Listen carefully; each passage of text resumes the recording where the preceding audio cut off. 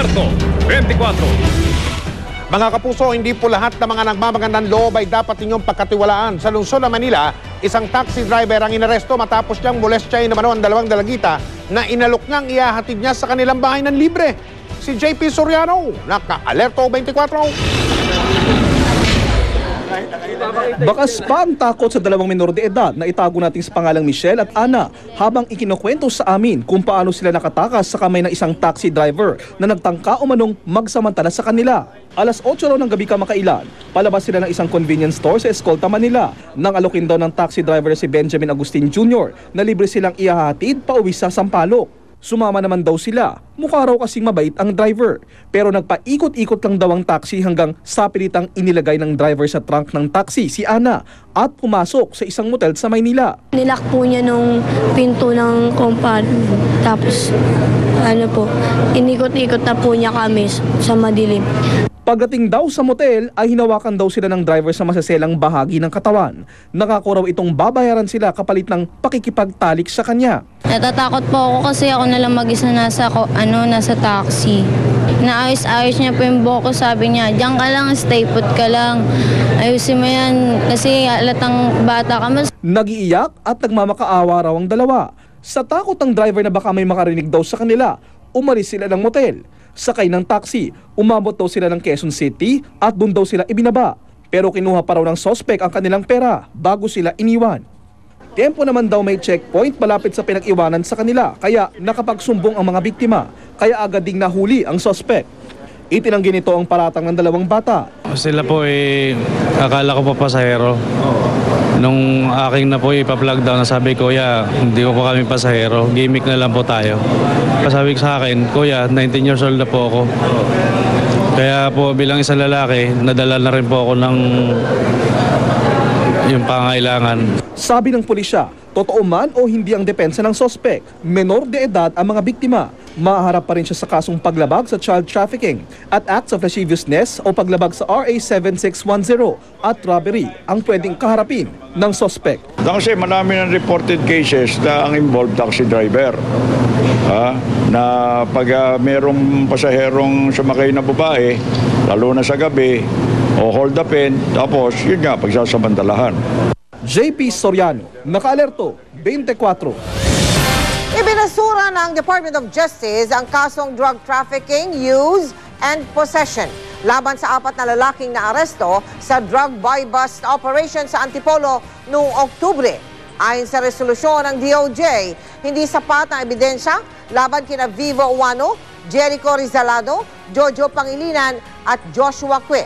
Hinihintay na lang ang kopya ng resolusyon para pakawalan sila mula sa PNP Custodial Center.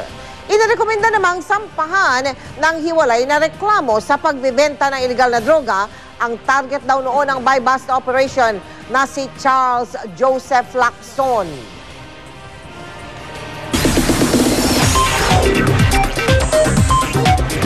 Chika Minute!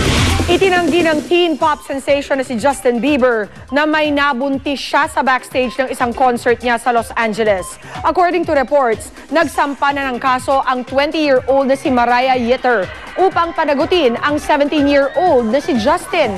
3 months old na raw ang baby boy ngayon. Pero giit ng kampo ni Justin, mapanira ang mga alegasyon.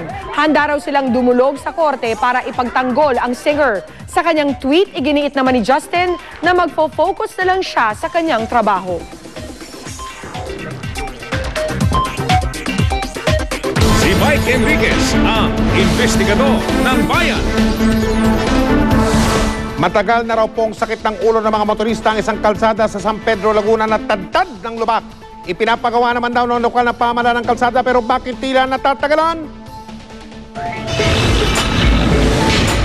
Mga motorista ang suki ng kahinang ito ni Jonathan Pabuna sa isang bahagi ng Padre Masi Street sa Holiday Home, San Pedro, Laguna. Kaya naman hindi na bago kay Jonathan ang reklamong kaliwat kanang idinadaing ng kanya mga suki. Marami hong nagrereklamo mga motorista dito na dumadaan na ang kalsada daw nahihirapan sila dahil puro butas. Ang sira-sira at butas-butas na kalsada sa kahabaan ng Padre Masi Street. Matagal na umanong sakit ng ulo ng mga taga San Pedro. lubak-lubak hindi pinapagawa, matagal na to. Nakakasira na ang mga bearing. Yung kalsada talagang kailangan na ng repair Talagang parang nasisira yung mga sasakyan natin. Eleksyon lang inaayos ito. Sa araw-araw na pagtitinda nga ni Jonathan sa lugar, ilang aksidente na ang kanyang nasaksihan. Yung motor na single, nadudulas sa kalsada dahil sa pag-iiwas ng butas sa kalsada. Kitang-kita mismo ng investigador ng bayan ang kanya-kanyang diskarte ng mga motorista para lang iwasan ang naglalaki ang lubak sa daan. Sa dami ng tumambad sa aming lubak, sinong driver nga naman ang gaganahang dumaan sa ganitong klase ng kalsada?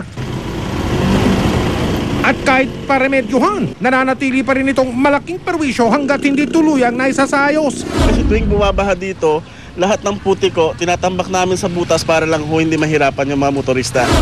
At para may pagawa na, aming isinangguni sa Municipal Engineer ng San Pedro ang problema.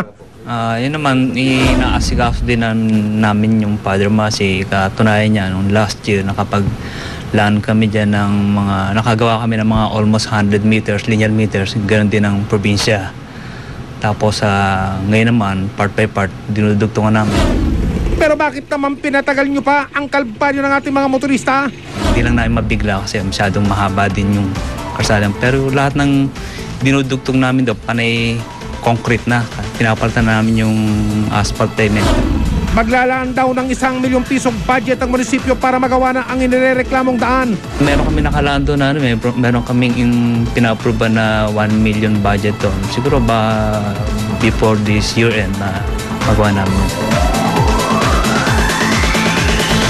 Aasahan po namin ang pangako yan ng lokal na pamahalaan ng San Pedro, Laguna at sana ang 1 milyong pisong pondo na yan para sa proyekto ay magamit ang wasto.